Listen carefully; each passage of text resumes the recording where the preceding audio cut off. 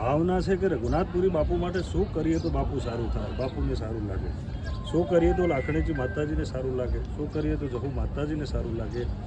એમના હૃદયમાં એક ભાવ છે, એક લાગણી છે કે અમારા રઘુનાથપુરી બાપુના આશ્રમની અંદર લાખો જહુના ધામ બની રહ્યો છે। એના માટે અમારા ભુવાજી કોણસીભાઈ અમને પ્રેરણા આપી રહ્યા છે અને કોણસીભાઈ ભુવાજીના પ્રેરણા અને માર્ગદર્શન નીચે આ એક મોટો ઇતિહાસ બનાસકાંઠાની ધરતી ઉપર બની રહ્યો છે। ગામ નાના કાપરા છે, પરંતુ મને લાગે છે ભારત વર્ષમાં સૌથી મોટો કાર્યક્રમ, સૌથી મોટું ઉજવણું, સૌથી મોટી પ્રાણ પ્રતિષ્ઠા મહોત્સવ અહીંયા ઉજવાય। સામે વિચાર આવ્યો, સંત ના હોત સંસાર में तो जली जात ब्रह्मांड, જ્ઞાન કેરી લહેર સે ઠારત ઠામો ઠામ। જ્યારે સંતોના આવા પગલા પીડ્યા છે ને એના કારણે આવો સરસ મજાનો જ્યારે કુંસીભાઈને વિચાર આવ્યો છે। બનાસકાંઠાની તપોભૂમિ, બનાસકાંઠા એટલે ધાર્મિક આસ્થા ધરાવતો જિલ્લો અને આ જિલ્લામાં જ આવા કાર્યક્રમો થઈ શકે એટલે મારી સાથે આજે જોડાયા છે અનેક મહાનુભાવો, અનેક માતાજીના ભક્તો, ભુવાજીના સેવકો।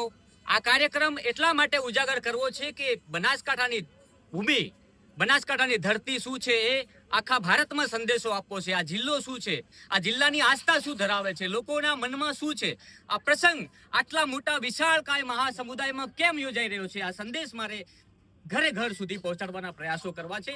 માતાજીના આશીર્વાદ હશે તો ચોક્કસથી આ પણ રંગ લાવશે। એટલે મારી સાથે પહેલા તો દિનેશભાઈ જોડાયા છે, જેઓ એક સામાજિક કાર્યકર છે, એમની આજે અહીંયા પહોંચ્યા છે તો પહેલા એમની સાથે વાત કરશું। દિનેશભાઈ, શું કહેશો? 100 વીઘામાં મંડપ, ઐતિહાસિક મંડપ બનાસકાંઠામાં નહીં, મને લાગે છે કે ગુજરાતમાં પ્રથમવાર આટલો મોટો મહાકાય મંડપ બંધાયો છે। પહેલા તો હું ગૌરવ અનુભવું છું કે બનાસકાંઠાની ધરતી ઉપર આ સરસ મજાનો આવો કાર્યક્રમ જ્યારે થઈ રહ્યો છે। આનંદ એ વાતનો છે કે અહીંયા રઘુનાથપુરી બાપુએ તપ કર્યું અને એનું તપ આજ એમનું ફળ અહીંયા કુરશીભાઈ ભોગવી રહ્યા છે।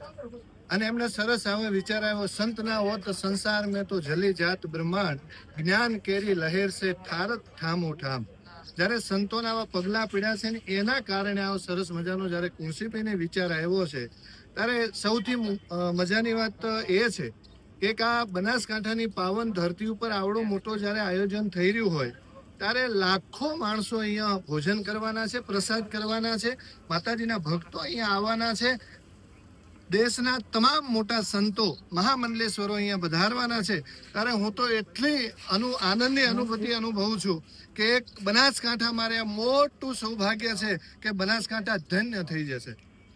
બિલકુલ, અમારું પણ આવું ભાગ્ય છે કે અહીંયા અમે આ તમામ જે દ્રશ્યો છે એ અમારા કેમેરામાં કેદ કરી રહ્યા છીએ અને આવો સમય એવા જ વ્યક્તિને મળતો હોય છે જેનું સદભાગ્ય હોય છે। મારી સાથે આ વિસ્તારના એટલે બનાસકાંઠાના આગેવાન છે વાઘજીભાઈ જોડાયા છે। વાઘજીભાઈ, શું કહેશો પ્રસંગને લઈને? બોલો લાખો જહુ માત કી જય, રઘુનાથપુરી બાપુની જય। ભુવાજી કોણસીભાઈના ચરણોમાં કોટી કોટી પ્રણામ કરું છું કે આ બનાસકાંઠા જિલ્લાની ધરતી ઉપર આ પ્રસંગ નહીં પણ સાહેબ એક ઇતિહાસ રચાવા તરફ જઈ રહ્યો છે। હરદ્વારથી કરીને દ્વારકા સુધીના તમામ સંપ્રદાયના તમામ મઠાધિપતિ, સાધુ સંતો, મહામંડલેશ્વરો આ પાવન ધરતી ઉપર જ્યારે એમના પાવન પગલા પડશે ત્યારે બનાસકાંઠાની ધરતી એક પાવન બની જશે। પાવન ધરાની અંદર આ ભુવાજી કોણસીભાઈએ જ્યારે બાપુ રઘુનાથપુરી બાપુના આદેશ ને એમની પ્રેરણાથી જ્યારે આવડો મોટો અવસર ને રૂડો અવસર જ્યારે આપ્યો છે આ લોકોને, ત્યારે લોકો પણ 6 મહિનાથી એમના સેવકો કામે લાગી ગયા, દિન રાત। એમના હૃદયમાં એક ભાવ છે, એક લાગણી છે કે અમારા રઘુનાથપુરી બાપુના આશ્રમની અંદર લાખો જહુના ધામ બની રહ્યો છે। એના માટે અમારા ભુવાજી કોણસીભાઈ અમને પ્રેરણા આપી રહ્યા છે અને કોણસીભાઈ ભુવાજીના પ્રેરણા અને માર્ગદર્શન નીચે આ એક મોટો ઇતિહાસ બનાસકાંઠાની ધરતી ઉપર બની રહ્યો છે। ત્યારે હરદ્વારમાં બેઠેલા સાધુ સંતો, મહામંડલેશ્વરોની નોંધ લેશે કે બનાસકાંઠા જિલ્લાના નાના કાપરામાં એક નાનકડા ગામમાં આ ભુવાજી કોણસીભાઈ એટલે કોણ છે? કોણસીભાઈ ભુવાજીને ઓળખવા માટે અમારા જીવને ફોન આવે છે કે કોણ છે? એક વિરલ વ્યક્તિત્વ કે એક હાથે જેના મગજની અંદર તમામ વિભાગના જે એન્જિનિયરોના તમામ વિભાગ હોય ને એ તમામ વિભાગ એ કોણસીભાઈના મગજમાં છે। કોઈને પૂછવું નથી પડતું અને જાતે માં ભગવતી દેવીને એમના હૃદય ઉપર હાથ છે। છે અને રઘુનાથપુરી બાપુએ એમની ચેતના રૂપે અમારા ભુવાજી કોણસીભાઈના શરીરમાં પ્રવેશ કર્યો છે અને એમના તમામ આશીર્વાદ મળી રહ્યા છે. ભુવાજી કોણસીભાઈની નજર પડે અને ખબર પડે પણ આ વસ્તુ બનશે. હમણાં 2 દિવસ પહેલા 1008 કુંડીનો 1000 કરવાનો તો 1008 કુંડી જ્યારે કરતી ત્યારે ભુવાજી કોણસીભાઈ 2 દિવસ પહેલા કહ્યું કે આ ટેન્ટ નહીં ચાલે, ઉપર તમે આ બાંધ્યું છે ને બધું ઉડી જશે. અને સાહેબ બીજા દિવસે ઉડી ગયું. આનાથી અમારે આ કઈ જોઈ શકે, આનાથી પછી અમારે વિશેષ શું જોઈ શકે. એમની પાસે માં ભગવતી હાજરા હાજર છે, રઘુનાથપુરી બાપુ હાજરા હાજર છે. અમે કોટી કોટી પ્રણામ કરીએ છીએ ભુવાજી કોણસીભાઈને. અને જ્યારે કોણસીભાઈને સંપૂર્ણ વિશ્વાસ સાથે એમના સેવકોને આશીર્વાદ આપી રહ્યા છે. સેવકો પણ એમના પ્રેરણાથી ખૂબ દિલમાં ઉત્સાહ સાથે આનંદ સાથે જ્યારે આ કાર્ય કરી રહ્યા છે. ત્યારે અમારી જોડે રામભાઈ તલાટી અને મેહુલભાઈ અમારા હાલ તમને ઇન્ટરવ્યુ આપ્યા, દિનેશભાઈ ગજ્જાર, એ બધા જ દિન રાત અહીં મથામણ કરી રહ્યા છે. અને એવા બધા સેવકો છે કે 15 દિવસ સાહેબ સુધી ઘરે નથી ગયા. મારી કચ્છની ધરાની બહેનો અને ભાઈઓ 10 દિવસથી એમના કામ છોડીને આ કામ લાગી ગયા છે. શું બતાવે છે? આસ્થા, શ્રદ્ધા અને ભક્તિનો સમન્વય થયો છે. આવો આ કાપરાની અંદર એક નવો ઉત્સાહ સાથે જ્યારે એક ઇતિહાસ બની રહ્યો છે ત્યારે બધા જોડાયા છે ને એક નવો ઇતિહાસ બનશે બનાસકાંઠાની ધરતીમાં. અને એ આવનાર સમયમાં આ યાત્રાનું ધામ બનશે, લાખો જવું ધામ બનશે.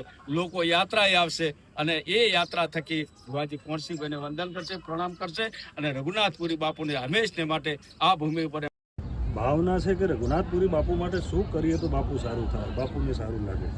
શું કરીએ તો લાખણીજી માતાજીને સારું લાગે, શું કરીએ તો જહુ માતાજીને સારું લાગે. એના માટે તમામ મારા રઘુનાથપુરી બાપુના સેવો સતત 3 મહિનાથી આશ્રમની અંદર પોતાનું ઘર બાર છોડી અને આ કાર્યક્રમ અને બાપુના ખૂબ રાજી કરવા માટે થઈને આ કાર્યક્રમ બાપુના સેવકોએ તન મન ધન તમામ સુપ્રત કરી અને આ જગ્યાએ હાજર છે. પહેલાં તો એમને હું અભિનંદન આપના માધ્યમથી આપું છું. બીજું વિશેષ આ કાર્યક્રમ હું તો ખાલી રાજભાઈ નિમિત્ત છું, બાકી ખુદ રઘુનાથપુરી બાપુ અહીં હાજર છે, લાખણેજીમાં હાજર છે, જહુમાં હાજર છે. ખુદ બાપુ આ કાર્યક્રમ કરી રહ્યા છે. મને કંઈ જ ખબર નથી કઈ જગ્યાએથી શું થાય છે, કઈ જગ્યાએથી લક્ષ્મી માતા આવે છે, કઈ જગ્યાએ જાય છે, મને ખુદને હજી સુધી ખબર પડી નથી. અને ખુદ રઘુનાથપુરી બાપુ જે જગ્યાએ મારે જ્યાં જરૂર પડે છે ત્યાં બાપુ મારું કામ પરિપૂર્ણ કરે છે.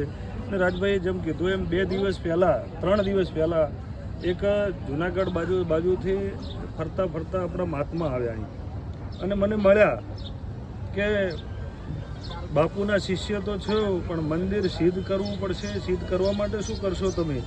રાજભાઈ લાઈવ દાખલો છે કે મેં આપણને એવું કે સંત આગળ આપણે ખોટું બોલાય નહીં. અને એમને મેં કીધું મને કંઈ ખબર પડતી નથી, હું તો એક જ રઘુનાથપુરી બાપુ કરું છું. હાલ મારી રૂબરૂ જો ભગવાન આવીને ઊભા રહે ને તો પણ હું માનવા તૈયાર નથી. મને તો એક જ રઘુનાથપુરી બાપુ આવે તો જ એ ભગવાન છે મારો. એટલે એ સંતે એવું કીધું કે તમે હરિદ્વારથી ગંગાજળ લાવી અને આ મંદિરને પવિત્ર બનાવો અને પછી પ્રાણ પ્રતિષ્ઠા કરો. એટલે અમારો વિચાર આવ્યો, બધાએ 10 જ મિનિટની અંદર વિચાર કર્યો કે આપણે હરિદ્વારથી ટેન્કર મંગાવીએ, મંદિર સિદ્ધ કરીએ.